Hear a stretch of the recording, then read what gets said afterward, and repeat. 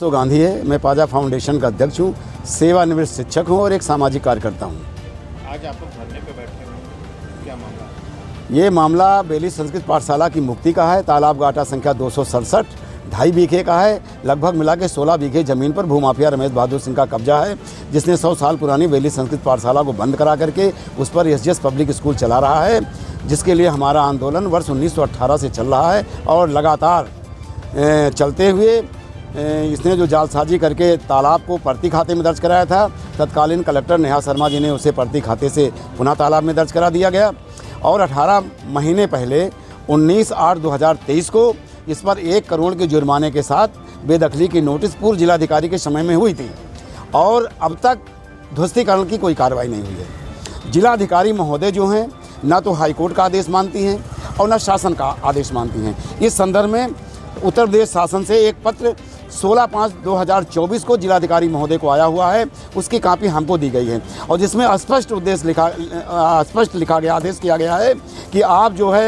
जो high court ने आदेश किया है 2014 में तालाबों और चरागाहों को खाली करने के लिए, उस हाई कोर्ट के आदेश के अनुक्रम में आप इस पर कार्रवाई करें, तालाब खाली कराएं। लेकिन जिलाधिकारी मौन है। हम इनसे कई बार मिल चुके हैं, प्रार्थना पत्र दे चुके हैं, वादा करती हैं, लेकिन कोई कार्रवाई नहीं हो रही है। इस संबंध में मंडलायुक्त ने भी कोई आदेश पारित किया था, अपर सचिव की तरफ से कोई आदेश?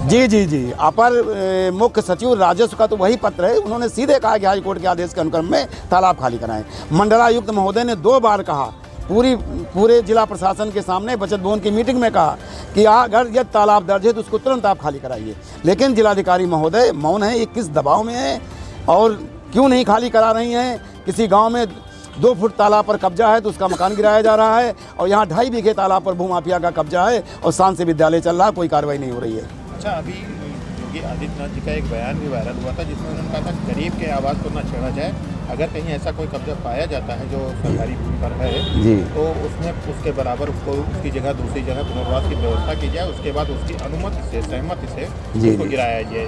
जी, क्या कहना चाहते हैं? मेरा ये कहना है, ये गरीबों के लिए योगी आदित्यनाथ जी माननीय मुख्यमंत्री जी की बहुत अच्छी स्कीम थी कि अगर किसी का सरकारी ज़मीन पर कब्जा है तो उसके बदले में ज़मीन दे करके वो उस पर अधिकार पा सकता है। और रमेश बहादुर सिंह को भी यही मंडलायुक्त ने कहा कि यदि ये 16 बीघा ज़मीन दे दें तो इनका विद्यालय चलने दिया जाए। उन्होंने 16 बीघे ज़मीन देने से मना कर दिया, कहा मेरे पास नहीं है। उसके बावजूद भी ये विद्यालय चल रहा, 18 महीने से खाली नहीं हुआ, नोटिस जारी होने के बाद।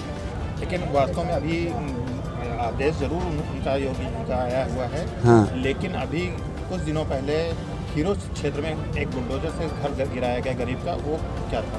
अरे ये मनमानी है प्रशासन की। प्रशासन जो तहसील स्तर का प्रशासन है वो केवल रुपए वसूलने में लगा रहता है। वो देखता है कि कौन आदमी की छोटी सी गलती है, उस गलती को पकड़ करके पैसा वसूलने का काम करता है। वो बेचारा गरीब पैसा न दे पाया होगा तो बुलडोजर चला दिया। यहाँ पता नहीं कितने लोगों के अवैध कब्जे हैं तालाब चरागाहों पर। मैं शहर का बता दूँ, वो एक माफिया का और है अरुण शुक्ला, जिसका वो 28 बीघे 34 बीघे ज़मीन महेरू में कब्जा है, चरागाह पर विद्यालय चल रहा है। ये बड़े बड़े भूमाफियाओं पर कोई सरकार की प्रक्रिया नहीं, केवल अत्याचार अन्याय किस पर हो रहा है?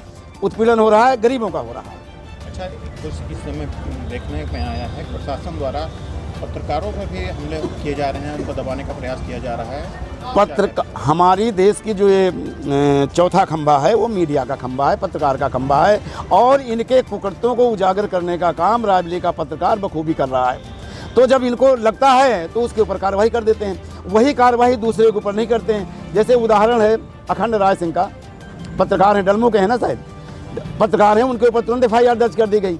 और वहीं लालगंज में एक पत्रकार के साक्ष्य मिटवाए गए, वीडियो डिलीट कराया गया, बयान डिलीट कराए गए। ये सीधे अपराध है, कानून कहता है, और लेकिन उन कर्मियों के खिलाफ कोई कार्रवाई नहीं हुई।